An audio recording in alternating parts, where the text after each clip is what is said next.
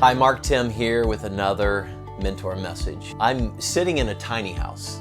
You can probably tell the stairs are really narrow here, and the entire house that I'm sitting in is less than 200 square feet. So why is this relevant? It's relevant because I want to tell the story of how this tiny house came to be. It starts with a message that I was given from my mentor, Goff. And Bob said, you know, amazing things are happening all around you, Mark, but you have to have your head on a swivel. Okay, so he didn't really mean swiveling all the time. He just meant paying attention to what's around you. And the more you pay attention to what's happening, the more you'll notice and the more opportunities will come your way. This tiny house is a great example of that.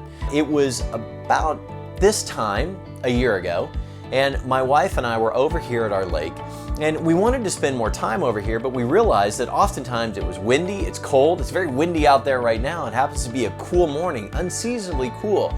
And so we found ourselves not coming over to the lake very often because of the weather. And we watched a program on a tiny house, and we said, how cool would it be to have a tiny house? But then we saw what they cost, and we were like, well, I guess that's gonna have to wait.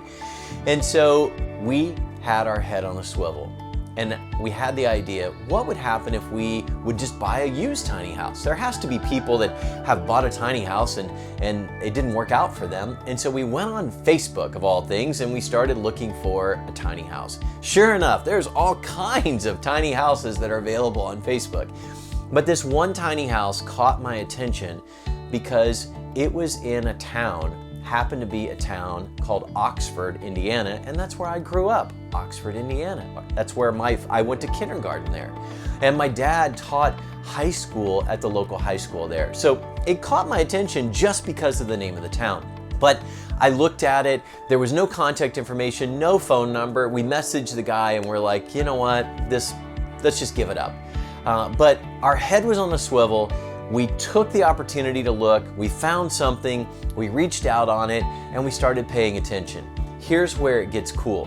Because we did that, and we were paying attention, my wife was then looking, and 1 hour later, the very tiny house that we were looking at in Oxford, Indiana, showed up on my great aunt's Facebook feed.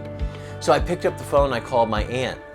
It turns out this little tiny house was being built by high school students at the local high school, and the guy in charge of it was a gentleman who was in their wedding, my great aunt's wedding.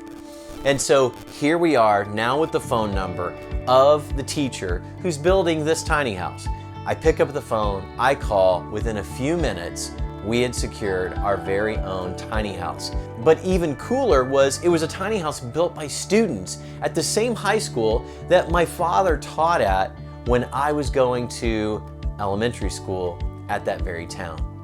That's having your head on a swivel. I'm now sitting in that tiny house and it's sitting on our lake. And if we weren't paying attention, if we weren't looking around us, if we weren't asking questions, we would have missed this opportunity. And we're so thankful to have this tiny house, not just any tiny house, but one made by students with their hands, one made at a high school that my father taught at in a town that I first went to school in. So having your head on a swivel, Bob Goff was right.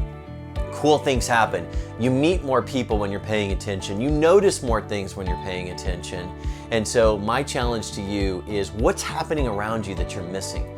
Make sure you keep your head on a swivel, like Bob Goff said, and you'll be amazed at how much life is happening all around you if you'll just take the time to notice it.